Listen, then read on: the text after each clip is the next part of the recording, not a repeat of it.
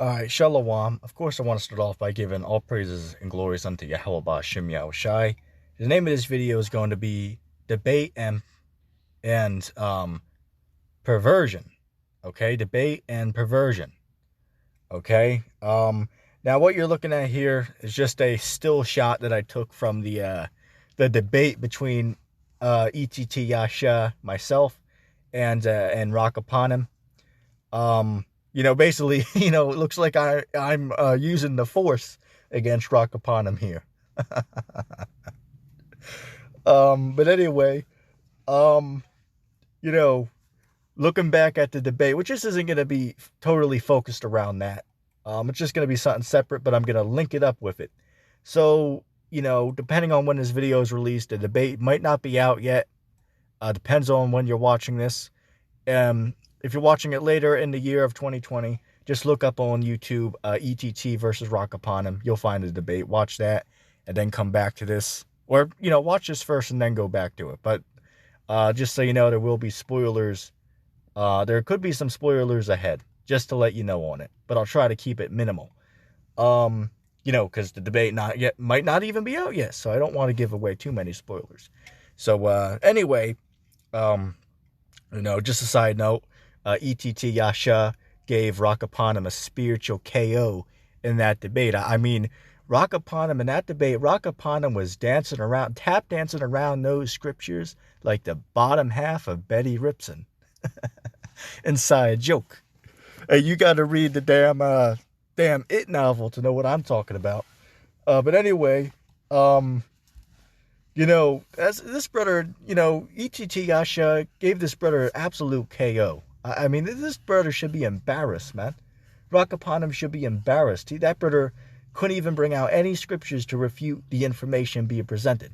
But I still respect the brother, But anyway, going to the topic of the video, debate and perversion, okay? Let's talk about the debate part. Now, in a debate, what are we looking to do?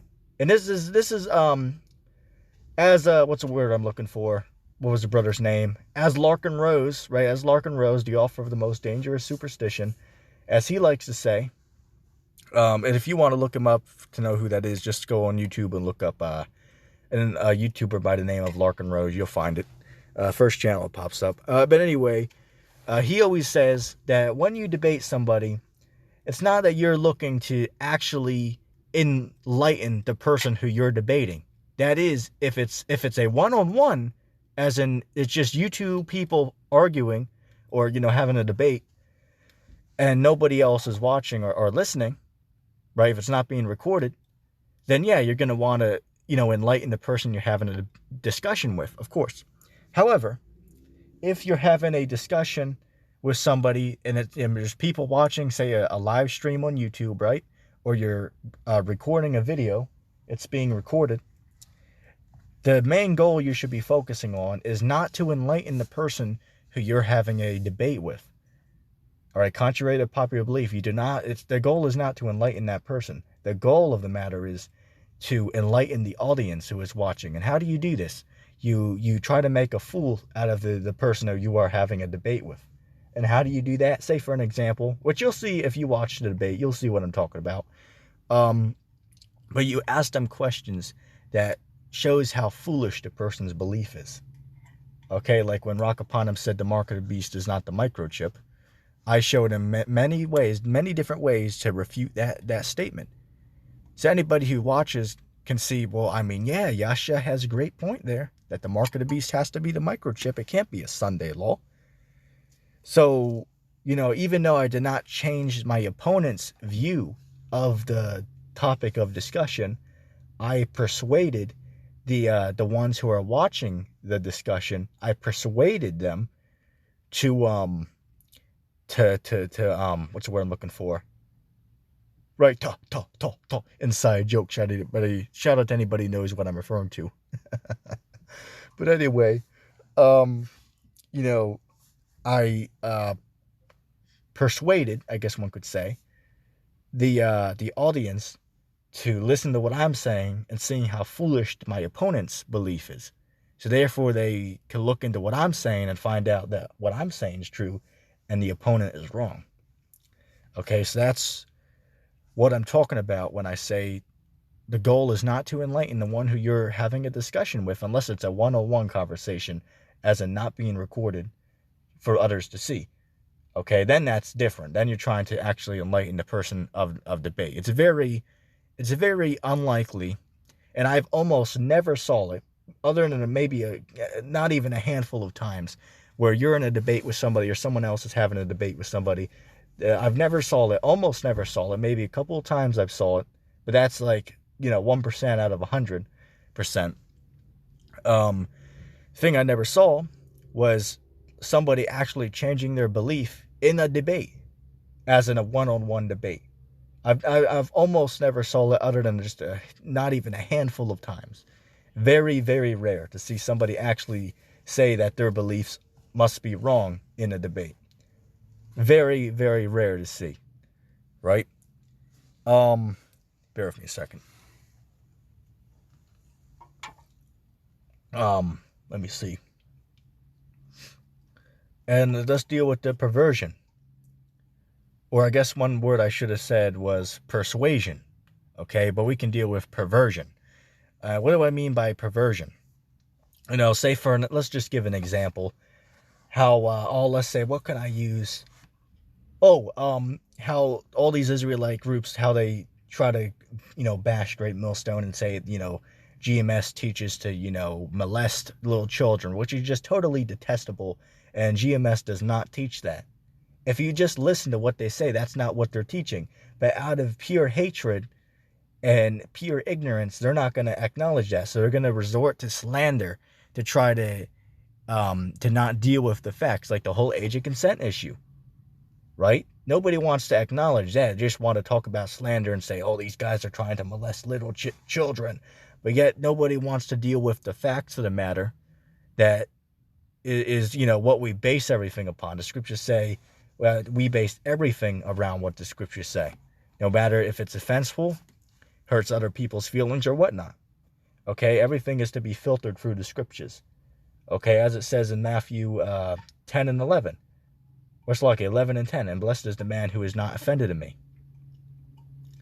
Okay, for many are going to be offended in Yahweh Bashem Yahushai, and this true doctrine that we hold, which is the gospel and the doctrine of Yahweh Shai, who the world calls Jesus Christ. But what they'll do, and even Rock Upon him tried to do this, but I'm not bashing that brother. I know he was trying to be sincere, but he's sincerely wrong. As I said, he was tap dancing around those scriptures like the bottom half of Betty Ripson.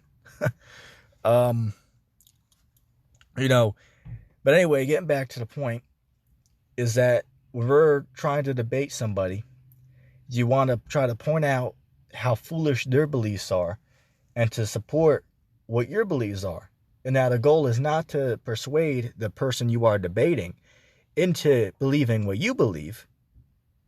That's not what it's about. It's about trying to make those who are listening question their beliefs and to see how the person you're debating is wrong and how you're correct. Okay?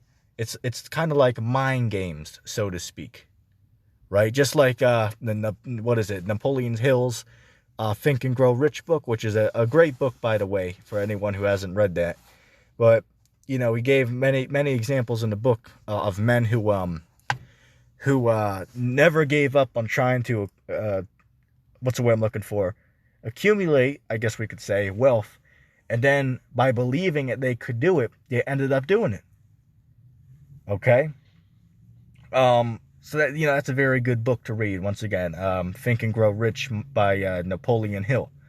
Okay, which a funny fact as well. The book was actually written during the time of the Great Depression, and he even mentions in the book. Now again, this isn't sexual advice. I'm simply just mentioning this because everybody likes to call GMS such perverts and whatnot. But if you read his book, he even mentions that in history, there was a time where men would, take women against their will. He even mentioned that in the book. I mean, GMS wasn't around in the 1930s and 40s.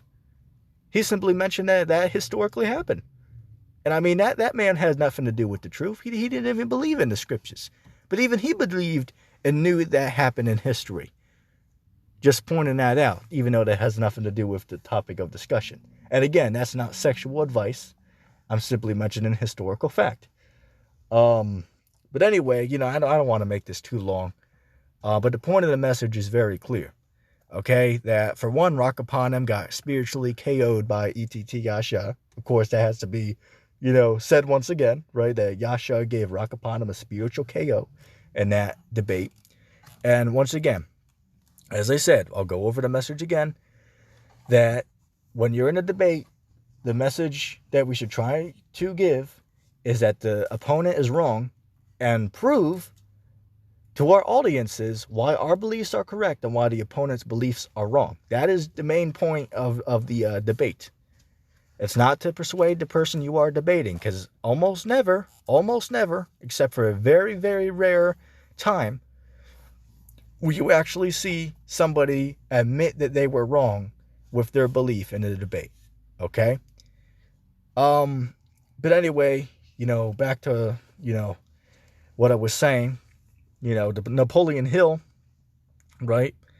Even he knew that, but yet he wasn't in GMS. So did he make that up, or did he take that from history, right? From history books, or from historical fact, whatever word you'd like to say.